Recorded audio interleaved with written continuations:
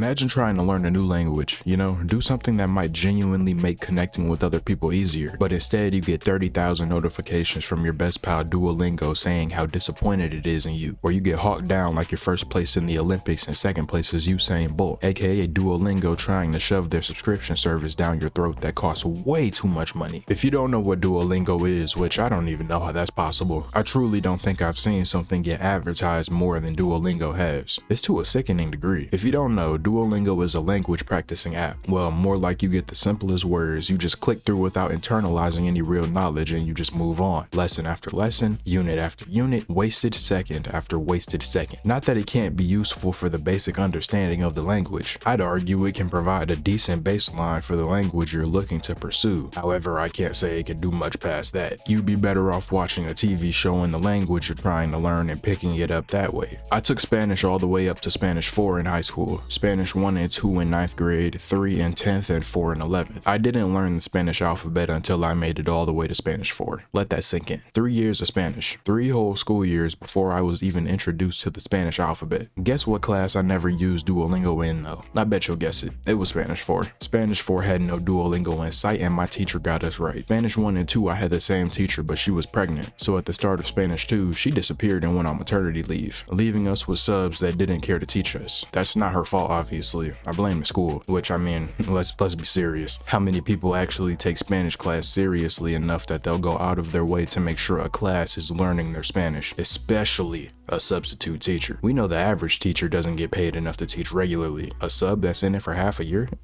and they just get to chill every day on their phones and just hand out packets and worksheets and random projects that nobody wants to do. That sounds chill, I can't lie. I might sign up for that. Never in my life, truly, have I ever seen an app go to such outrageous lengths to advertise itself as much as Duolingo does. Now, I've seen companies do some outrageous stuff, don't get me wrong, like the KFC ad that low-key just looks like a group of people getting mind controlled by a bucket of chicken, which I don't even want to talk about what that means for society, but this video isn't about that. Duolingo might be the thirstiest company I've ever seen in my life, and I won't lie, I don't think it's close. To send the user notifications when they're offline, which technically wouldn't that suggest that you're never truly offline? The app is aware and is coded to make sure that you don't forget to sign on, which I mean, sure, they look like they're just trying to make sure you get on and actually learn, which would be fair if the site actually taught. They want their users to learn in the most efficient ways possible. Definitely. Totally. For an app that advertises itself as the language learning app, I went online, looked at reviews that were completely unprompted, and almost all of them were negative. It was like 7,000 with the majority of them being 1 star. Now, these reviews aren't verified, but if thousands of people can go out of their way, might know they're not being asked to do this. This is completely unprompted. They don't need to do this at all. They gain nothing from doing. Actually, they actually probably lose more by commenting and putting a review on this website saying how bad Duolingo is than anything else. Like they're truly wasting their time because nobody cares. I hate to say it like that, but truly, nobody cares. There are thousands of these reviews online and man, it's a cold world. Sheesh. That's diabolical. Nobody cares. Wow. Why do we still use Duolingo? Like genuine, truly. Why is Duolingo still around? I'm gonna get to the bottom of this. This is crazy. I can't exactly confirm nor deny these claims, but do I not believe them?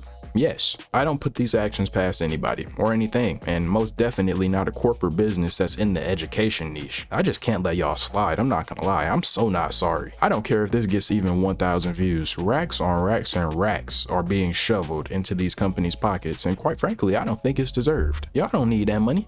Give it to somebody else. It's low-key just another app that works, but not for you. Oh, Duolingo is an app, alright. An app it definitely is. A good one? No. It's almost laughably mediocre. The thing I hate the most about EdTech is that it serves a purpose, but not the consumer, not the purpose initially meant to serve.